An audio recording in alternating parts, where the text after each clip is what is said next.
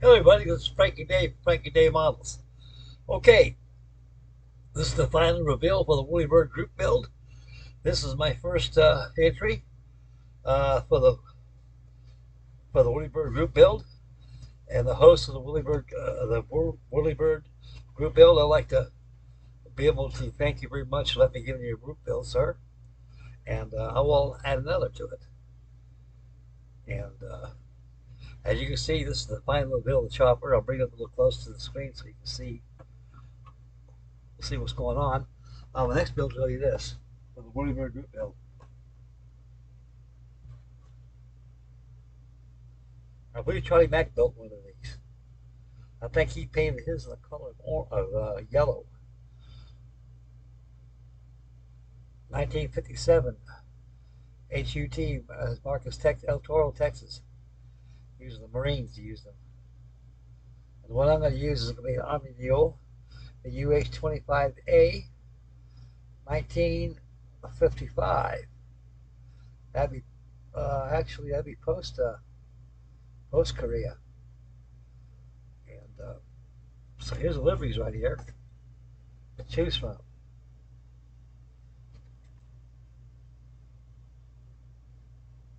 I'll do the Army Mule. I may buy another one of these. And I'll pay for the Navy version, the HUP USS Enterprise.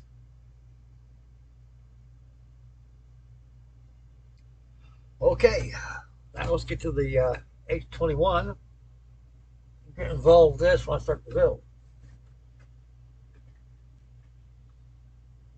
I cleaned up my stash behind me. I got a lot of stuff back here. I went back and put it in my storage shed next door. And like I said, I had so much in here, guys. The accident is ready to happen. It really is. So I caught it in time to save myself some grief. Okay.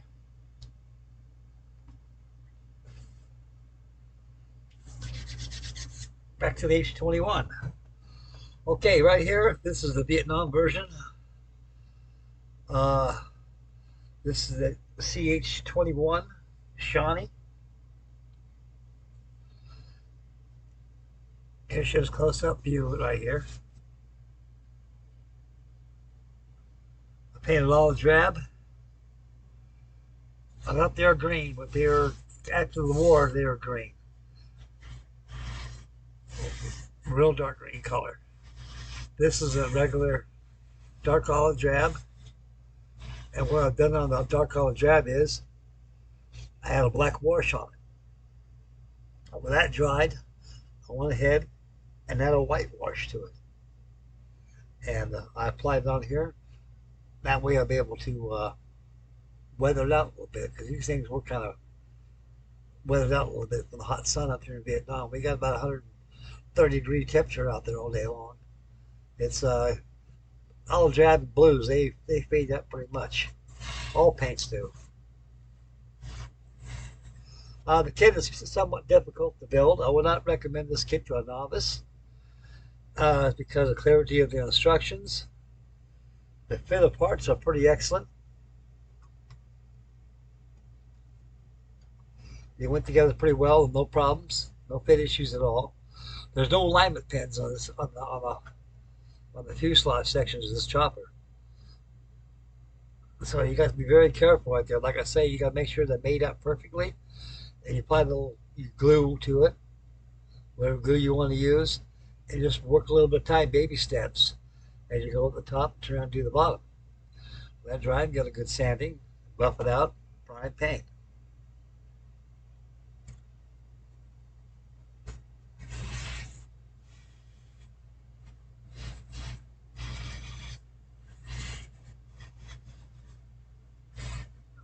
I work slow with these things, guys. I don't want to go too fast. You go too fast on these things, you make boo-boos and all kinds of mistakes and things.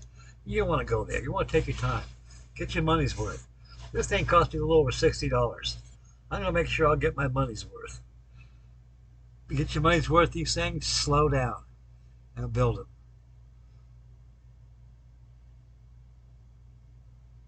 Now this, I can add this to my Chopper Madness. It looked good next to my Chinook and the rest of the choppers I got going on. Even my H-21, H-19, H-19 Chickasaw I have over here, by the Rebel one. And there's no pilots at all.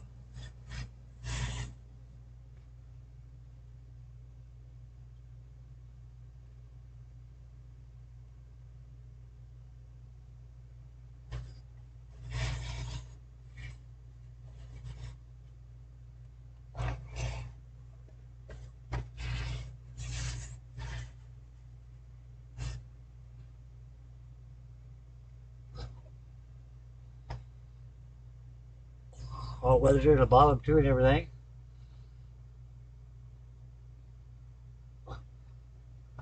Looks like the ones in Vietnam. Let me tell you a story about this H-21. In 1952, I was about 4 years old. Boeing Field, Virginia. Like all kids do, back in those days we played the sandbox. Because I was attached to Air Force housing. Although my father was in the Navy, and my dad was attaché to Washington, D.C. So all this, Boeing Field is in Washington, D.C. I was born in Norfolk, Virginia, shit city. Sailors and dogs keep off the grass. I grew up in California. In Virginia, Air Force Base is called Boeing Field. And I was 4 years old, 1952, during the Korean War. I was out in the sandbox, horsing around, having a good time like all kids do. I was playing CBs. I remember for Christmas, my Santa Claus back then, that was my father, got me a Tonka Greater truck, and he steered up there and drop down the blade and push it. Just all kids play with toys back then. Nowadays they don't. They get crazy to do something like that. See, children nowadays are not allowed to be kids. Time that baby comes out of her mother's womb, and about a year from there, that kid's probably smoking cigarettes. You don't know what they're doing.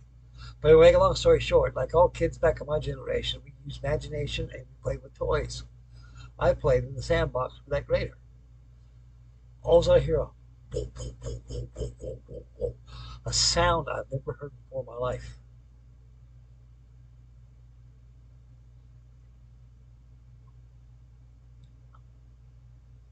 I knew there wasn't no B-25s out there doing maneuvers because they had B-25s back then. They were in service back then in those days. I remember I used to hang on the fence like this and watch the B-25s take off. They lined up. I thought we were going to go to war. We were at war, Korean War. And I remember, during World War II, when I was little back then, and we had to ration a lot of things, staples. We had to go to grocery stores, remember back then, supervised by the National Guard, make sure there wasn't no stealing food and stuff like that. Back in those days, people had dignity and pride and scruples. Nowadays, dog eat dog, all for the animals. Pure animal house nowadays. No common sense no more in this country. So anyway, I heard a boom, boom, boom, boom sound. And that's still more than, and all of a sudden I seen 8 dots coming towards you at a low altitude. And I stopped, put my grader right there, laid it in the sandbox. I got out of that sandbox and I looked. And to my horror, I'd seen 8 of these CH-21s flying bananas coming by. I've never seen a helicopter in my life. Helicopters got their popularity more or less during the Korean War, and they went from there.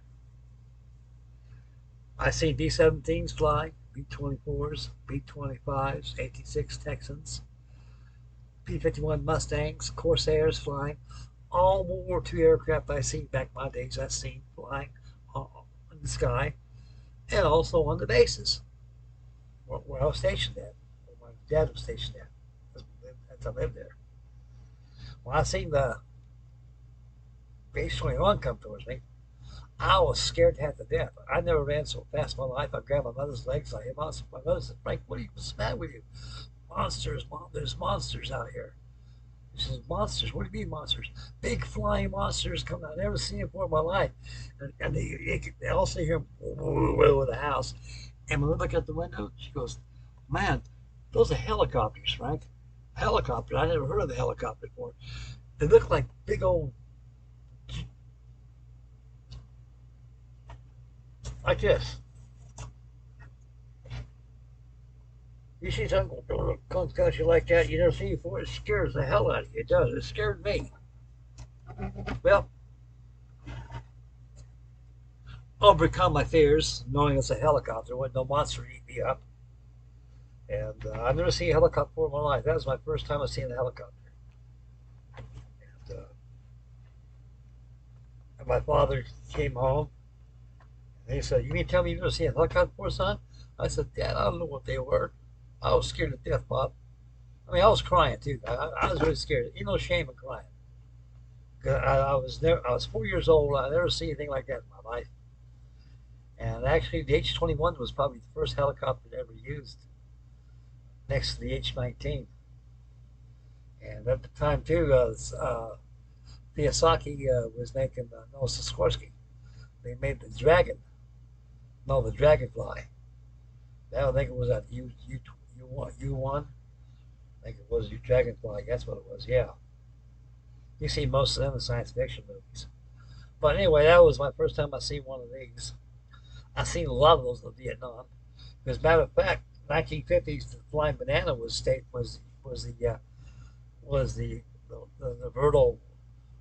virtual Whirlybird used by for President Eisenhower. Instead of using the 3HC Sea King or CH-34 Chickasaw, I mean a Choctaw, Flying Banana was the President Eisenhower's helicopter. It wasn't painted this color; it was all aluminum color. It had U.S. Air Force on there. 1960, Mark's Toys came out with one of these. It was about this big. My brother Gary got one for Christmas. And he didn't like it. He gave it to me.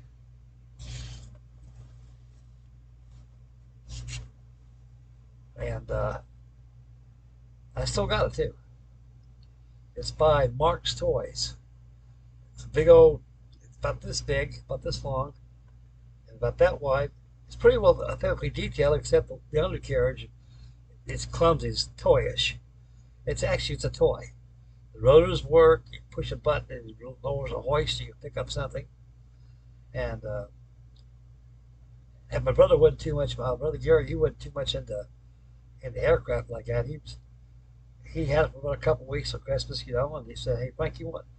I says, he said, I trade you this for that. I think I traded him a jackknife. He likes knives.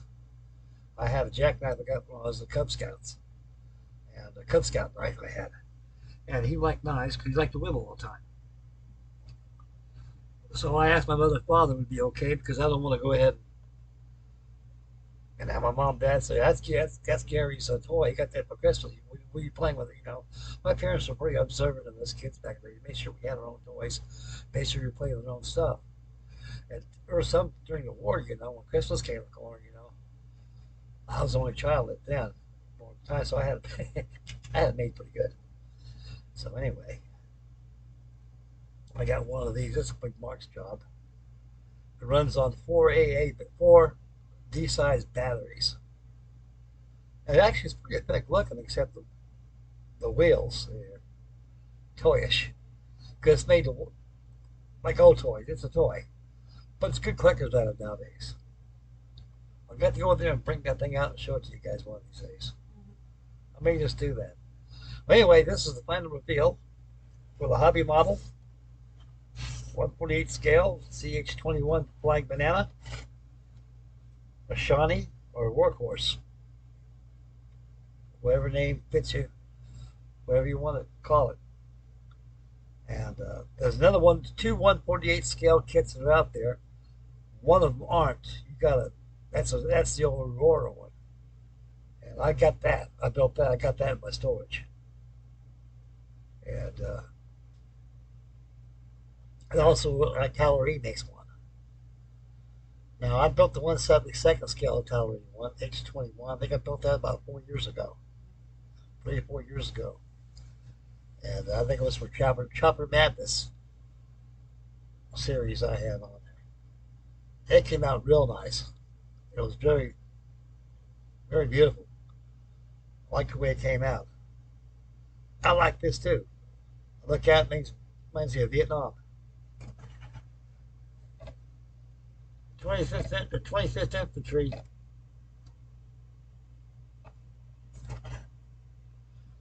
use these. A lot of these were stationed probably at Hanoi. I've seen them bring them in tank stuff, lowering tanks down. I think personnel come out of there. I seen one flying one time. I was taking mail.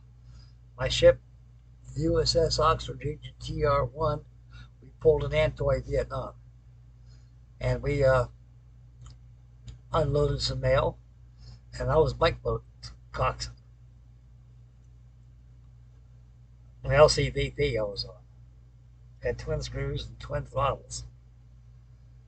Went all the way to the beach. I was toting 250 bags, 50-pound bags of mail, and I seen one of these CH-21s fly by.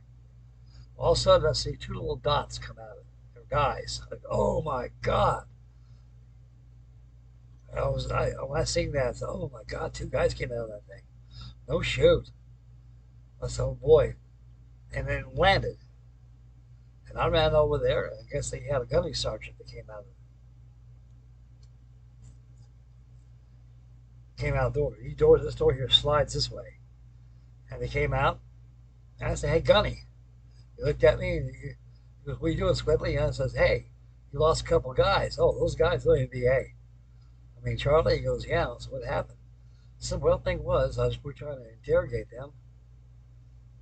And one of them couldn't speak English. I threw him out. And the other guy started speaking English very well. I threw him out too. I didn't believe a word he said. I go, man, that's kind of. I said to myself, I know war's hell. And I said to myself, man, that's kind of cold doing that. At least they're going to give him a prisoner of war camp somewhere. So throwing out of the goddamn chopper. I seen that. Somehow that wasn't right, but war's hell, buddy.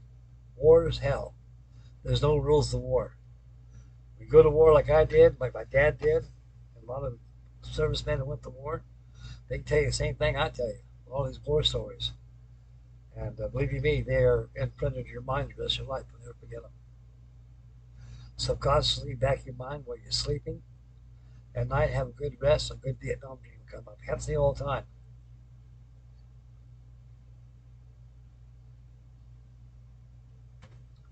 Okay, this is the conclusion of the final reveal for the Whirlybird group build. My second entry is going to be the old 1955 Aurora, which is now reboxed by the good folks of Atlantis. A shout out to Atlantis Model Company. I love you people. You people keep those old kits coming, because I will buy them. A lot of fellows out there will buy them as well too. Thank you very much, Atlantis. Also, Glencoe. Glencoe ain't doing too hot right now. They're like Atlantis. They bring out ITC stuff, Ideal Toy Corporation, what do you call it, and Ideal models and things like that. They bring a little bit out, but Atlantis there, that popped them out. And I love those old 98-cent Wonder Rebel kits. They bring back a lot of memories to me. And a lot to those old fellas. Okay, this is it for the CH-21. That's it for me. I'd like to thank everybody out there for your wonderful views, comments, candor, and thank you very much, guys, for everything. And So stay focused, stay tuned now for I'll have another update on the I've been working on the Strand Rare, Charlie and my buddy Bill got going on. And Charlie got a good start in his, and I got a good start on mine. A little sneak preview, guys. A little sneak preview.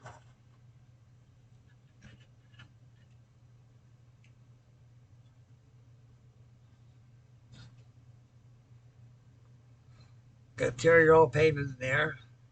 I got a little putty on that, not very much. I spotted a little bit, a few putty right there. So I got that going.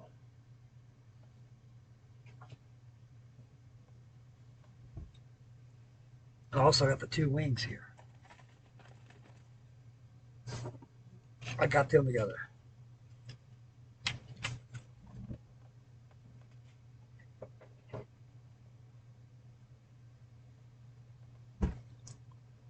Okay, this is Frankie Day from Frankie Day Model signing out.